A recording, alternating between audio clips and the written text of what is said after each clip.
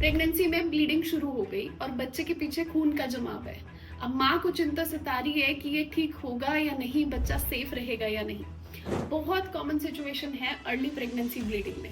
अगर ऐसा होता है तो बहुत ज्यादा माँ डर जाती है कि क्या होगा, कैसे होगा।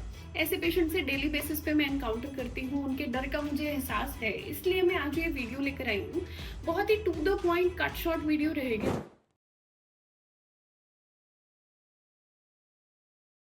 वीडियो में हम डिटेल्स में बात करेंगे अगर अर्ली प्रेगनेंसी में ब्लीडिंग हो जाती है और बच्चे के पीछे खून का जमाव आता है तो ऐसे कंडीशन में आगे क्या प्रोग्नोसिस रहती है, आपको किन बातों का परहेज रखना है, बच्चे की सेफ्टी, कितने चांसेस रहते हैं, क्या अबॉर्शन ही होता है या आप किसी तरह से इसे प्रिवेंट कर सकते हैं। बिल्कुल टू द पॉइंट वीडियो रहेगी, कुछ इधर उधर ज्यादा हम नहीं भागेंगे।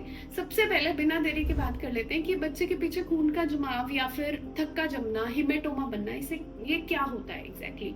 जब बच्चा बच्चेदानी में होता है तो यहाँ अगर बच्चा है और ये बच्चेदानी है, अगर बच्चेदानी और बच्चे के बीच में इस स्पेस में खून का भराव हो जाता है तो उसे हम सबकोरियोनिक हेमरेज, सबकोरियोनिक हीमेटोमा, रेट्रोकोरियोनिक हेमरेज, ये सारे शब्द इसके लिए यूज करते हैं। ये अर्ली प्रेगनेंसी में ब्लीडिंग का बहुत कॉमन कारण है। अब क्या अगर ये खून का जमाव या थक्का जमा हुआ आ गया तो ऐसे में अबॉर्शन ही हो जाएगा, बहुत ज्यादा खतरे की बात होती है। क्या इसके चांसेस आगे रहते हैं? तो नॉर्मली देखो, जब हमें चोट लगती है हमें नील पड़ जाता है ना। नील पड़ना भी स्किन के नीचे खून का जमाव जैसा ही होता है। अब वो धीरे धीरे पहले वो ब्लू होता है, फिर वो ब्लू से थोड़ा ग्रीन होने लगता है, रेडिश होने लगता है, फिर येलो होता है, फिर वो मिटता है। नील पड़ता है तो 10 से 15 दिन में मिटता है, वो खून का जमाव होता है। इसी तरह से खून का जमाव बच्चेदानी और बच्चे के बीच में हो गया है, जिसे रिजॉल्व होने में समय लगता है। अब हमें ये देखना होता है कि यूजुअली अगर ज्यादातर सबकोरियोनिक हेमरेज के केसेस रिजॉल्व हो जाते हैं इन सच केसेस जहां पे अगर छोटा ही है साइज में, अगर जहां प्लेसेंटा की अटैचमेंट है वहां पे नहीं है और ये लेस देन 50% ऑफ बच्चे को एनसर्कल कर रहा है, तो ऐसे केसेस में जनरली ये रिजॉल्व हो जाता है ओवर द टाइम, 10 से 15 दिन के समय में। अगर ये बड़ा है या प्लेसेंटा की पोजीशन की अटैचमेंट पे है या फिर मोर देन 50% ऑफ सैक को एनसर्कल कर रहा है, वहां थोड़ा हमें सावधानी एक्स्ट्रा बरतनी होती है, प्रोग्नोसिस थोड़ी वहां पे खराब हो सकती है। अब ऐसे में आपको करना क्या है? ये 10 से 15 दिन जब इसको रिजॉल्व होने में लगेंगे, ऐसे में माँ को क्या सावधानियां बरतनी है? आपको कोई भी एक्सर्शन नहीं करना जिससे कि ये जो हिमेटोमा का साइज है वो बढ़े, जमाव बढ़ जाए। तो इसलिए जितना हो सके रेस्ट करें, लेग एंड को एलिवेटेड रखें, पैरों के नीचे 2 से 3 तकिए लगा कर रखें। किसी भी तरह का सेक्सुअल एक्टिविटी या फिर भार वजन का काम करना, पैरों के बाहर ज्यादा बैठना, ये सारी चीजें करना अवॉइड करें। कॉन्स्टिपेशन नहीं होना चाहिए, स्ट्रेनिंग किसी तरह का नीचे जोर पड़े, ये सारी चीजें आपने नहीं करनी। अपने डॉक्टर के दिए गए सप्लीमेंट्स, इस टाइम पे जनरली हम प्रोजेस्टेरोन सप्लीमेंट्स या ब्लीडिंग रोकने की दवाई देते हैं, तो वो आपको समय से समय लेनी है।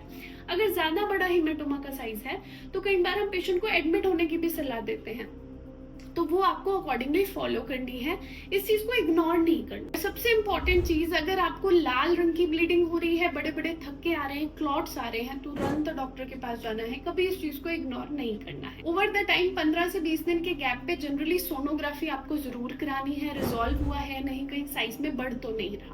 आगे जाकर इसके क्या खतरे या क्या रिस्क, कोई लॉन्ग टर्म रिस्क भी हो सकते हैं। जैसे पेशेंट पूछते हैं मैम अभी खून का जमाव हो गया, अब ऐसा तो नहीं होगा कि चौथे 5वें महीने में जाके बच्चा खराब हो जाए, अभी तो आप रोक दोगे?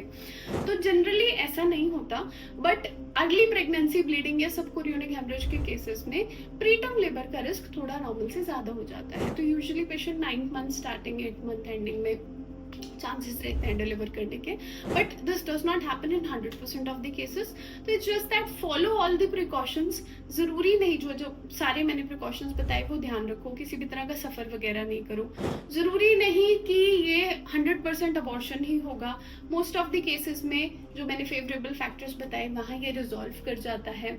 इट्स जस्ट दैट आपको अपने सप्लीमेंट टाइम पे लेने हैं, रेस्ट करना है एंड एक फॉलोअप सोनोग्राफी जरूर करा लेनी है। तो अर्ली प्रेगनेंसी ब्लीडिंग से घबराना नहीं है, हमेशा हिम्मत रखनी है, पॉजिटिव रहना है। जितना आप पॉजिटिव रहोगे बच्चे तक भी वो पॉजिटिविटी जाएगी। And what's there in your control वो करो, उसके बाद फिर अपने डॉक्टर और भगवान पे छोड़ दो। सो आई होप आपको वीडियो अच्छा लगा होगा, आपके सारे डाउट्स क्लियर कर पाई होंगी। जैसा मैंने कहा था, to the point cut short video होगा जिसमें हमने बात भी सारी कर ली और इधर उधर की बातें भी नहीं हुई। सो ऐसी और वीडियोस के लिए चैनल पे बने रहना। कोई डाउट्स हो तो कमेंट्स पे पूछ लेना। Thank you.